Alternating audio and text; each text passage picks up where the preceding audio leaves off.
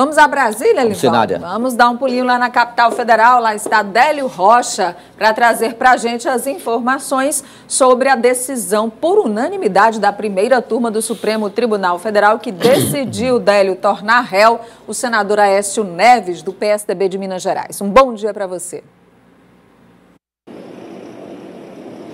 Olá, Nádia Rodrigues, bom dia para você, para o Elivaldo Barbosa e a todos no Piauí.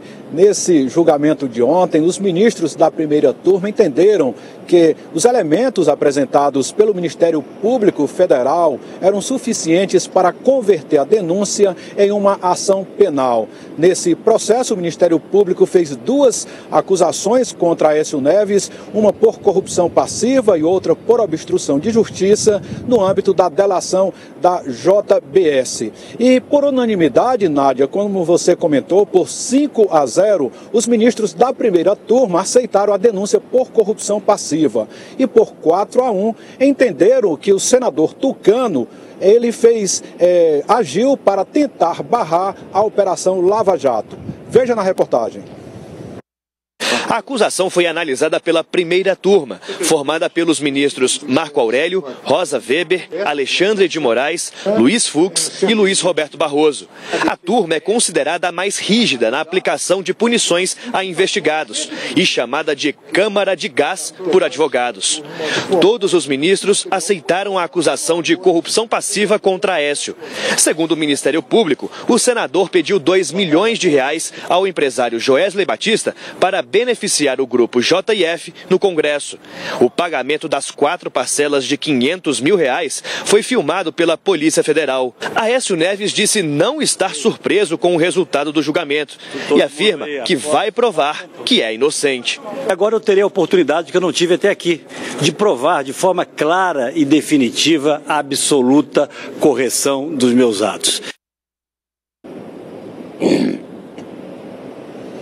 E nos próximos meses, os ministros da primeira turma vão decidir se Aécio Neves é culpado ou inocente. Mas esse processo não deve impedir a candidatura de Aécio Neves. Por outro lado, deve mudar os planos do senador Tucano. Esse julgamento de ontem, ele enterra o sonho de Aécio Neves de se candidatar à reeleição ao Senado pelo estado de Minas Gerais. Mas ele deve embarcar em uma campanha para deputado federal que oferece mais chances de eleição e ainda garante o foro privilegiado. Nádia Rodrigues. Pois é, Délio. Primeiro que essa questão também do foro, né, vai começar a ser rediscutida agora no início de maio lá no Supremo. E sobre Aécio, realmente, ele não perde o direito de se candidatar, Livaldo, mas realmente, como disse o Délio, zera todas as possibilidades de ser candidato à reeleição, né, para o Senado e vai tentar manter, através da eleição para a Câmara dos Deputados, o foro privilegiado. E tem um desdobramento disso, porque quando Aécio Neves já começou a ser envolvido nesse escândalo no ano passado,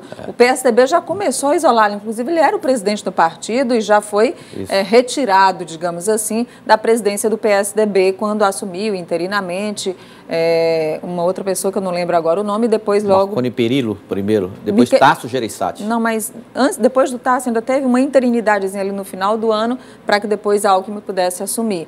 Mas, Elivaldo, tem um desdobramento... Marconi Perillo de Goiás. Foi, né? Foi. Mas tem um outro desdobramento disso também, né? Pois esse isolamento maior agora. Correto. Délio, existe inclusive, Nádia e Délio, essa iniciativa já, correntes do PSDB, que defendem uma espécie assim de, eu não diria assim isolamento proporcional, mas descolar o máximo possível Aécio Neves no aspecto político do PSDB. Até para não interferir, Nádia, nos planos do partido na campanha eleitoral deste ano. Tanto em estados importantes como São Paulo, com Dória, como também no plano federal com a candidatura de Geraldo Alckmin, que já não está muito bem das pernas neste momento inicial da pré-campanha, né, Délio? Pois é, basta lembrar que até outro dia o principal nome do PSDB era Aécio Neves, que teve mais de 40 milhões de votos na eleição de 2014 e por pouco não bateu a ex-presidente Dilma Rousseff naquela campanha eleitoral. E agora o partido dele, o PSDB, que tem Geraldo Alckmin como pré-candidato à presidência, não pode falar em combate à corrupção, não pode usar a Lava Jato, né, como uma bandeira de campanha, porque o partido foi atingido em cheio pela Operação Lava Jato, nesse caso do senador Aécio Neves. Nádia. Pois é, Délio Rocha. Agora, ontem, lá em Curitiba, um grupo de senadores visitou o ex-presidente Luiz Inácio Lula da Silva. Entre os senadores estava a senadora Regina Souza, aqui do Piauí. Veja só a foto aí da senadora Regina ao lado dos outros senadores que conseguiram, Délio, ter acesso ao ex-presidente. Qual foi o teor dessa conversa?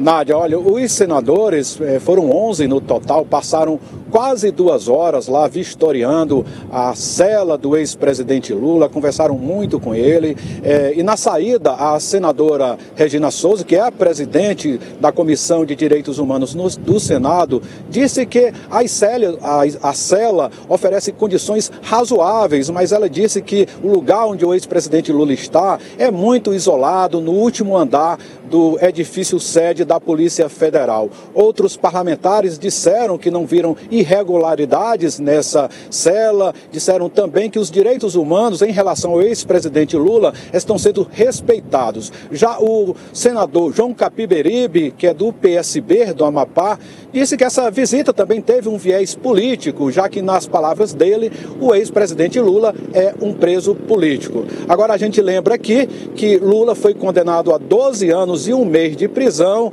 no chamado caso do Triplex do Guarujá e que, mesmo assim, ele permanece como pré-candidato do PT na corrida presidencial, Nádia.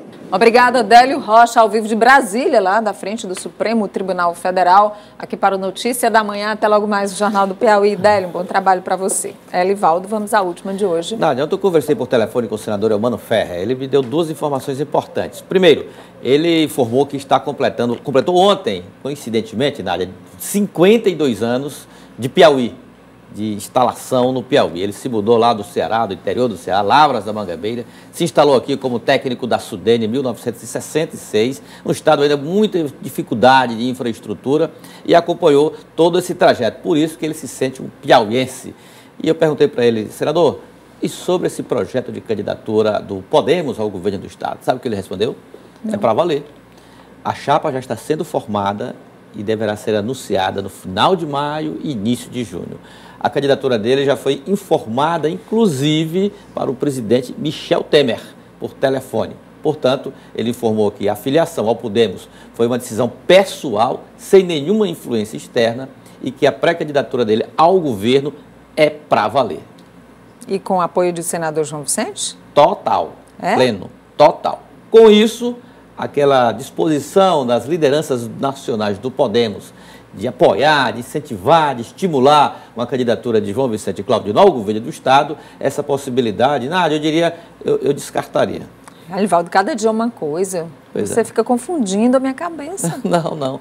É porque o desejo do ex-senador é disputar o governo do estado, isso foi. Mas em determinadas condições. Que condições são essas? Não que ele não tenha um perfil de ser um candidato viável, isso ele tem de sobra. Mas ele tem 2 situações políticas desfavoráveis. Primeiro, a do PTB, partido dele, ao qual ele é filiado, que ele é do governo, né, partido governista. Esse é o primeiro grande motivo. E que o partido não vai arredar pé dessa situação, é o que percebo claramente. E uma segunda, não menos importante, condição, Nádia, é que ele defende uma possibilidade de uma candidatura única das oposições. Essa possibilidade também hoje não existe. Mas uma candidatura única das oposições com ele sendo cabeça de chapa. Com ele sendo cabeça de chapa. Essa possibilidade hoje, amanhã pode mudar. Mas hoje não existe essa possibilidade. Por que não existe? Porque a candidatura de Luciano Nunes, ela foi lançada para valer. Bom, quando eu digo aqui que o Elivaldo está me confundindo, é claro que eu falo brincando, né? Porque, na verdade, como o Elivaldo e todos nós sabemos, o Elivaldo muito mais do que eu e muito mais do que muitos de nós, porque analisa a política mais profundamente, esses cenários, eles são muito dinâmicos. Então, até as convenções, muita coisa ainda pode acontecer. Foi inclusive o que ele disse. Olha, você... Frase do senador Eumano Ferrer. Abre aspas. Olha, você não sabe o que vai mudar na política brasileira com consequência no Estado até o meio do ano.